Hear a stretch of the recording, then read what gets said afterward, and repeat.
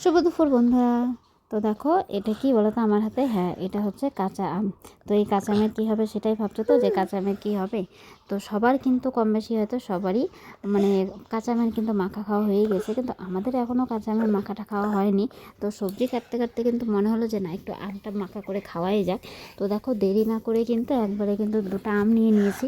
দুটো না, আসলে এখানে 1.5টা আম আছে, আরও 1.5টা আম আমি এখানে টক করব, তো সেজন্য কিন্তু টকের জন্য কিন্তু কেটে রাখা হয়েছে। আর এখানে 1.5টা আম যে আছে, এই 1.5টা আমের কিন্তু মাখা হবে।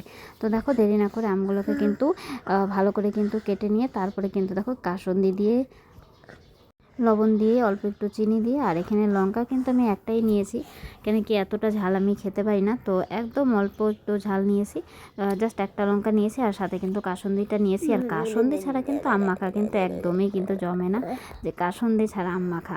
কাসুন্দি ছাড়া আম মাখা কিন্তু আমার কিন্তু একদমই কিন্তু অতটা ভালো লাগে না।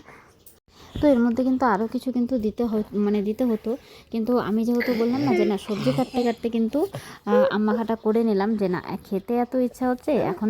এর মধ্যে লেবু পাতা দিলে কিন্তু আরেকটু ভালো লাগতো, সেন্টটা কিন্তু ভালো আসতো, কিন্তু লেবু পাতা নিতে হলে হয়তো আবার গাছের কাছে যেতে হবে।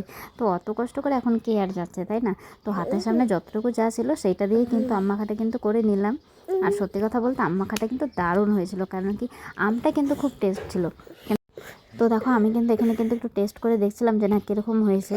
খেতে কিন্তু জাস্ট অসাধারণ হয়েছিল, বলে না এত স্বাদ কেমনে, সত্যিই কথা, এত স্বাদ যে কেমনে হলো সেটা তো আর বুঝতে পারলাম না। তো যাই হোক, আমি আর মা কিন্তু খাচ্ছিলাম আম মাখা। তো মা কিন্তু বলেছিল যে না আমাকে আর দেখাবি না, তার জন্য কিন্তু মাকে আর দেখাতে পারলাম না। তো যাই হোক, আমার কিন্তু কাসুন্দি দিয়ে কিন্তু আম মাখাটা কিন্তু বেশ ভালোই লাগে। তোমাদের কার কার ভালো লাগে সেটা অবশ্যই জানি। আর সত্যি আম মাখাটা যে এত ভালো হয়েছিল, এত টেস্ট লাগছিল খেতে, সত্যি বলার কোনো কিছু নেই, যে এতটা ভালো লাগছিল। তো যাই হোক দেখো, রান্না করতে করতে, সবজি কাটতে কাটতেই কিন্তু আম মাখাটা কিন্তু খেয়ে নিলাম, যে না আগে খেয়ে নিই তারপরে কিন্তু বাকি কাজ করা যাবে।